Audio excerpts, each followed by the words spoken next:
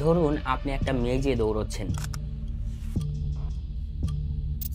মেজ থেকে আপনি বের হতে চান, আপনি পথ খুঁজে পাচ্ছেন না। ঠিক তখন যদি আপনার একজন বন্ধু সেই মেজটার উপর থেকে একটা টপ ভিউ বা ড্রোন ভিউ আপনাকে দিত, তাহলে কিন্তু আপনার সেই মেজটা থেকে বের হওয়া অনেক সহজ হয়ে যেত। শেখানোর পদ্ধতিটাও ঠিক এরকমই। শেখানোর আগে সেই টপিকটা সম্পর্কে টপ ভিউটা বা সেই ড্রোন ভিউটা আগেই দিয়ে দিতে হবে। আমি আজকে কি পড়াবো সেটার একটা আউটলাইন দিয়ে দিতে হবে। আজকের পড়ানোর টপিকটা আমাদের প্রাত্যহিক জীবনে কি কি কাজে লাগবে এই জিনিসটা আগে বলে দিলে শেখানোটা অনেক বেশি সহজ হয়ে যায়। আপনি যদি একজন শিক্ষক হন তাহলে আপনার কথা বলার ধরন হবে খুবই এনার্জেটিক, যেন আপনি একটা অভিনয়ের মঞ্চে অভিনয় করছেন। স্টুডেন্টরা মনে করবে যেন তারা খুবই সুন্দর একটা মুভি দেখছে।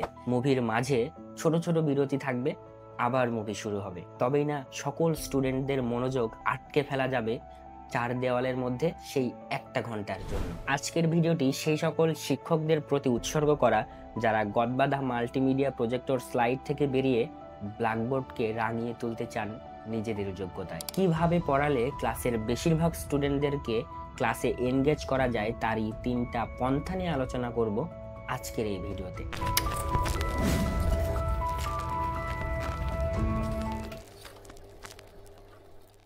পে অ্যাটেনশন টু কনসেন্ট্রেশন আর্টিকেলে বলা হচ্ছে একটানা 25 মিনিট কাজ, তারপরে 5 মিনিটের একটা ব্রেক, তারপরে আবার 25 মিনিটের কাজ।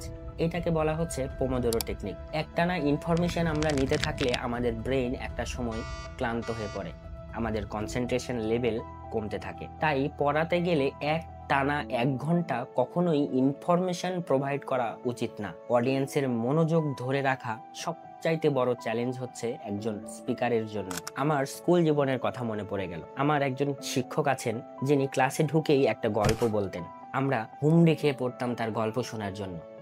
তার গল্প বলার শেষে দেখতাম আজকের যে পড়ার টপিক, সেই টপিকটা সেই গল্পের সাথে মিলে গেছে। ওই শিক্ষকের পড়া আমি বাড়িতে এসে কোনোদিন পড়েছি কিনা আমার সঠিক মনে পড়ে না। তাই কোনো একটা টপিক সম্পর্কে পড়াতে গেলে চেষ্টা করতে হবে সেই টপিকটার সাথে একটা গল্প বলার, একটা গল্প মিলানোর। আমাদের ব্রেইন এইভাবেই কাজ করে।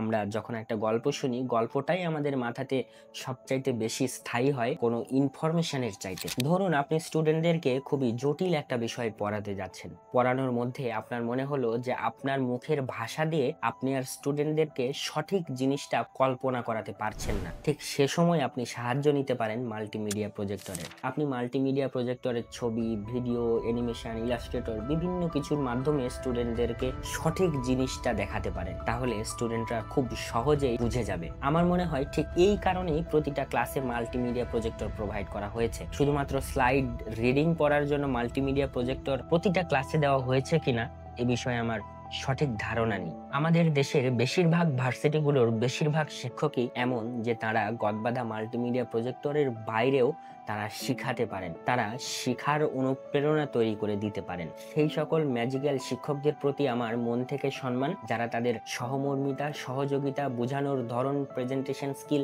সবকিছু দিয়ে আটকে ফেলে স্টুডেন্টদের মনোযোগ, যেন স্টুডেন্টরা চাইলেও মুখ ফেরাতে পারে না তাদের বোঝানোর ধরন থেকে। কিন্তু দেখা যায় কিছু কিছু যোগ্যতা সম্পন্ন শিক্ষক আছেন যারা তাদের জ্ঞানগুলোকে স্টুডেন্টদের মধ্যে সঠিকভাবে বন্টন করে দিতে ব্যর্থ হচ্ছেন। হতে পারে স্টুডেন্টরাই ক্লাসে অমনোযোগী থাকে, কিন্তু এই সবকিছুর ঊর্ধ্বেও আমার একটা জিনিস খুবই মনে পড়ে। তথাকথিত খারাপ স্টুডেন্ট ট্যাগপ্রাপ্ত আমার অনেক বন্ধুকেই দেখেছি, তারা কিছু কিছু স্যারের ক্লাসে খুবই মনোযোগী থাকতো। এর কারণ সেই স্যার তার ভিতরের এনার্জিটুকু পুরো ক্লাসে সঠিকভাবে ডিস্ট্রিবিউট করে দিতে পারতেন। রিমেম্বার, আজকের ভিডিওটি সেই সকল শিক্ষকদের প্রতি উৎসর্গ করা যারা গদবাঁধা মাল্টিমিডিয়া প্রজেক্টর এবং ভরি ভরি ইনফরমেশনের বাইরে শেখার প্রসেসকে করতে চান আরো মসৃণ, আরো সমৃদ্ধ।